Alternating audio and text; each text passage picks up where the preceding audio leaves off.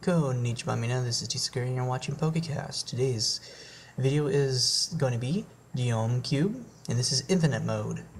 After showing a little bit of the other mode, I decided that I definitely had to show one more video of this guy, just because I forgot that the other video was so short because I did so poorly.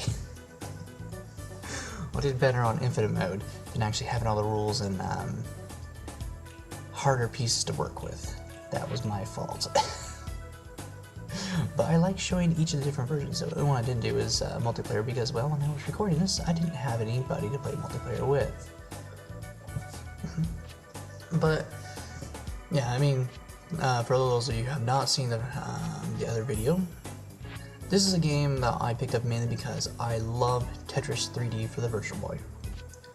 It was probably the most played Tetris game I had during the time I actually had the Virtual Boy, so I was ecstatic to actually see this. I was very curious, like, well, what's this? Looks like a puzzle game. Okay. Dude, this is Tetris 3D. And picked it up right then and there. And this is an awesome game. I used to be really good at it. But of course, when you're playing it constantly, because it was the best version of Tetris you had, on a portable system, if you can call the Virtual Boy portable, this is what I had and this is what I enjoyed. I really just thought it was awesome. Whoever made the first concept first, which I believe was for DOS, I'm not positive, it was probably Russian made, because since they were amazing at the puzzle games. Just so clever. I think Tetris 3D did do the best version since they actually had a rotating view, which is really nice. You could actually see on all points of view of the game, which made it really nice and a little bit easier to play. Maybe that's why I'm doing so good on this one. But basically the gameplay is just like Tetris. The only difference is you add in the Z axis, so that's why you can turn all the pieces in all 3 degrees, and you gotta be careful because not only you're working on trying to build lines, you have to actually build a complete slate to make it disappear.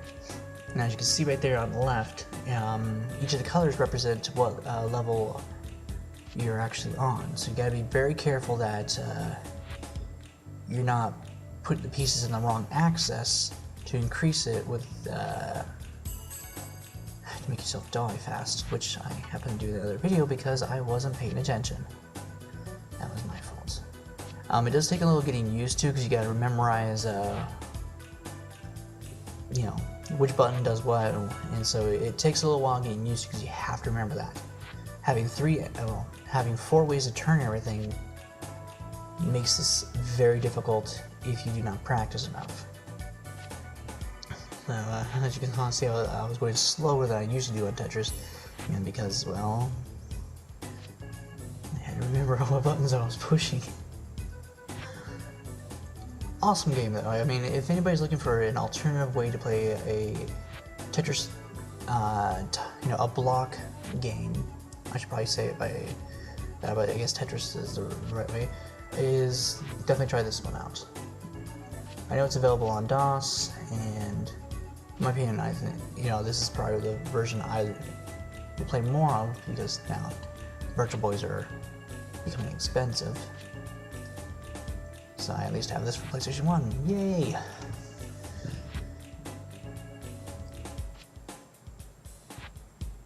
That doesn't look good. The worst part is when you forget how high up you are, and you're like, okay, drop a piece, and then it's like, oh, that was bad. Because now you gotta try to get the next layer up done, but then you have to do a complete slate, and I'm on a pretty big level. I think this is 5 by 6 by 11, which is the biggest course on here, I believe. Okay. This is looking bad. Like, here's a good piece. This is a full 3D piece. So, I mean, with those 3D pieces, when they start coming in, that's when you're like, oh crap. Because if you actually don't look at the next piece to see what is coming, you'll forget it'll have the extra Z location on there, and that's what really kills you fast. And if you're too high up, you're wasting your time trying to figure out what type of piece it is, and like, oh crap, what is this? And then clunk. Oops, just like that right there. So yeah, there's some wicked pieces in here. Just they're made to really make you think. Okay, how am I going to do this? How is this going to work?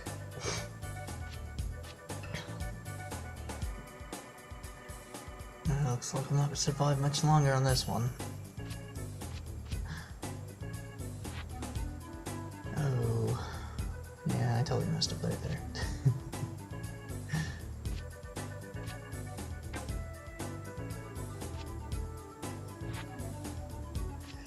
Well, I hope you guys have enjoyed a little bit more in-depth video of Infinite Mode for Geom Cube for PlayStation 1. Definitely a game I would highly recommend anybody to give a try out for that loves puzzle games, because it is that awesome. And this is T-Sakura saying ciao and sayonara.